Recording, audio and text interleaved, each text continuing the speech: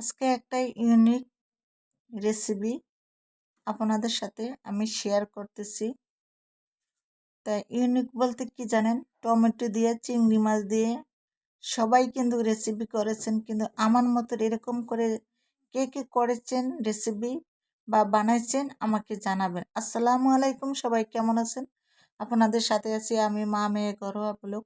দূরে এবং কাছে আমার প্রাণ প্রিয় ভাই ও বোনেরা, আপুরা, বন্ধুরা যে যেখানে আছেন, আশা করি সবাই ভালো আছেন, সুস্থ আছেন এবং নিরাপদে আছেন। আপনাদের ছোট বড় সবার দোয়া এবং ভালোবাসায় আলহামদুলিল্লাহ আমিও আমার ফ্যামিলির সবাইকে নিয়ে ভালো আছি। তো আজকের ভিডিওটা হলো একটা রেসিপি নিয়ে আসলাম। আর এই যে দেখেন, ধনিয়া পাতা, রসুন, রসুন, কাঁচামরিচ, পেঁয়াজ এর কুচি, তারপরে ছোট চিংড়ি বা কুচি চিংড়ি যাই বলেন, কুচি চিংড়ি, টমেটো, ধনিয়া পাতা, তা দিয়ে আমি আজকে একটা রেসিপি করব। রেসিপিটার সাথে থাকবেন সবাই, রেসিপিটা জুড়ে সবাই থাকবেন, কেউ চলে যাবেন না। আর এই যে দেখেন, আমি টমেটোটা এখন কুচি করে নিচ্ছি। আর একটার সাথে একটা পচা টমেটো ছিল, এটা ফেলে দিচ্ছি। কারণ হয়েছে কি জানেন, টমেটো যদি বাসায় এনে রাখে বাজার থেকে ফ্রিজে, তাহলে মাঝে মাঝে দেখা যায় দুই একটা পচে যায়। তাই ওটা রেখে ফেলে দিয়ে তারপরে আমি টমেটোগুলা কুচি করে নিচ্ছি। আর এইভাবে এরকম করে কুচি করে নেবেন টমেটোর রেসিপিটা করলে। যদি আমার মতো রেসিপিটা করতে চান তাহলে এই যে দেখতেছেন আমি কিভাবে কুচি কুচি করে নিচ্ছি।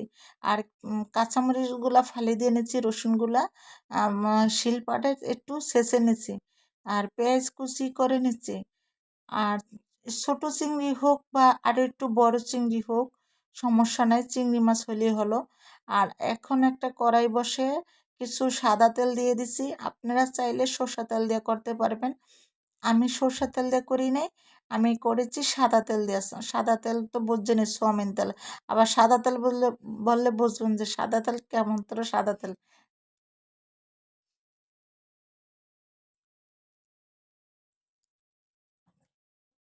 সাদা তেল দিয়ে আমি এখন রান্না করে নিব। তারপরে কিছু লবণ দিয়ে দিছি। লবণটা স্বাদ মতো বা পরিমাণ মতো দিতে হবে, বেশি দেওয়া যাবে না। বেশি দিলে কিন্তু, আর টমেটোতে কিন্তু লবণ এমনিতেই কম লাগে, টমেটোতে বেশি লবণ দেওয়া যায় না। বেশি লবণ দিলে টমেটো একটু লবণ লবণ হয়ে যাবে। কিছু কাঁচামরিচ ফালি দিয়ে দিচ্ছি, আর সাথে একটু হলুদের গুঁড়া দিচ্ছি, আর একটু মরিচের গুঁড়ো দেব। আর হলুদের গুঁড়াটা আমি একটু কম দিই, কারণ হচ্ছে আমাদের এই হলুদগুলো অনেক রং, কিন্তু অল্প দিলেই দেখা যাচ্ছে যে একদম কালার বেশি হয়ে যায়। আর কিছু মরিচের গুঁড়া দিচ্ছি, মরিচের গুঁড়া কম দিছি। কেন কম দিচ্ছি জানেন? কাঁচামরিচ দিছি তাই বলে। মরিচগুলা কষাই নিলাম, পানি দিলাম না, তেলেতে ভেজে নিলাম। আর আমি এখন চিংড়ি মাছ কুচিগুলা দিয়ে দিলাম, বলতে ছোট চিংড়ি তো, তাই এগুলার কাটাকাটির দরকার হলো না। এখন আমি এই তেলের ভিতরে কিছুক্ষণের জন্য ভেজে নিলাম, অনতবরণ নেড়েচেড়ে ভেজে নিলাম। আর অনতবরণ নেড়েচেড়ে ভেজে নিলে কিন্তু একটা ঘ্রাণ আসবে, ঘ্রাণটা কিন্তু অনেক ভালো লাগে।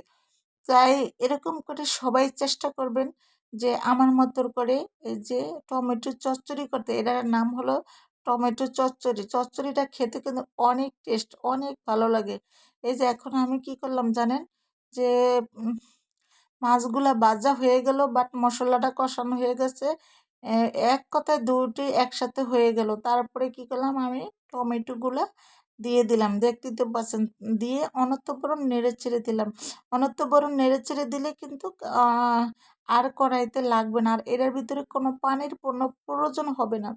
পানির কোনো প্রয়োজন হবে না, অনায়াসে এক প্লেট ভাত খেতে পারবেন। কোনো খাওয়াতে কোনো মনে করেন যে তিরুটি পাবেন না। কেন জানেন?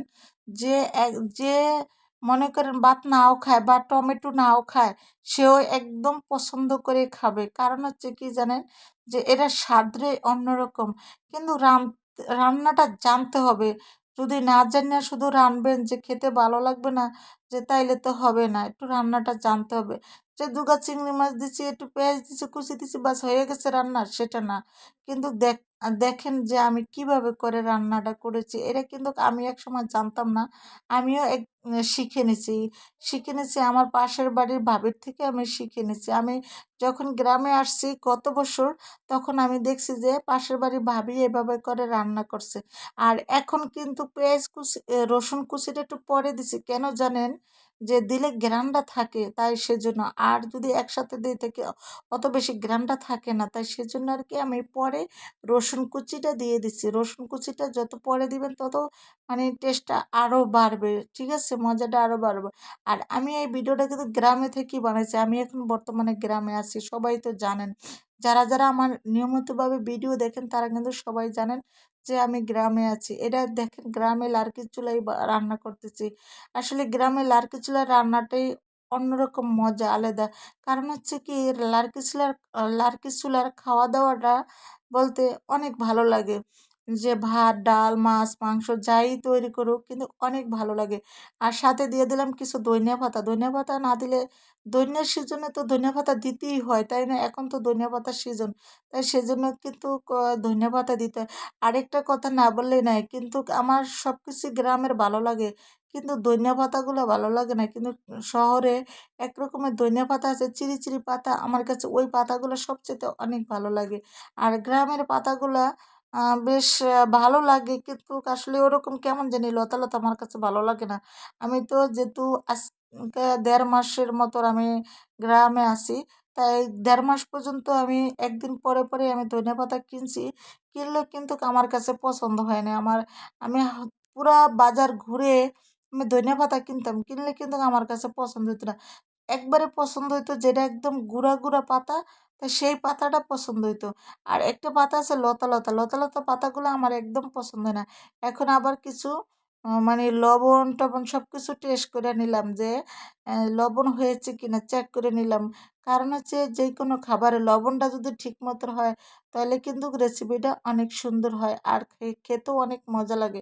আর লবণটা যদি ঠিক মতো না হয় তাহলে আসলে খেতে মজা লাগে না। তো এই খাবারটা হলো আমার মেয়ের সবচেয়ে প্রিয় খাবার। সে টমেটো চচ্চড়িটা এত পছন্দ করে, মানে সবজির ভিতরে এই টমেটোটাই অনেক পছন্দ করে সে। মানে কেন জানি না, তার কাছে নাকি বলে টমেটো চচ্চড়িটা অনেক ভালো লাগে। দেখেন আজকের আমার ভিডিওটা আপনাদের কাছে কেমন লাগলো? যদি ভালো লাগে তাহলে লাইক কমেন্ট শেয়ার করতে ভুলে যাবেন না। ভিডিও বলতে এটা একটা রেসিপি, রেসিপিটা যদি ভালো লাগে তাহলে আমার মতো এরকম করে সবাই ট্রাই করবেন। ট্রাই করে আবার আমাকে বলবেন যে আমি আমার মতো রেসিপি করে আপনারা খেয়েছেন, খাওয়ার পরে আবার ভয়েস দিবেন, ভয়েস দিয়ে আমাকে জানাবেন। তো সবাই ভালো থাকবেন, সুস্থ থাকবেন। আল্লাহ হাফেজ, আসসালামু আলাইকুম।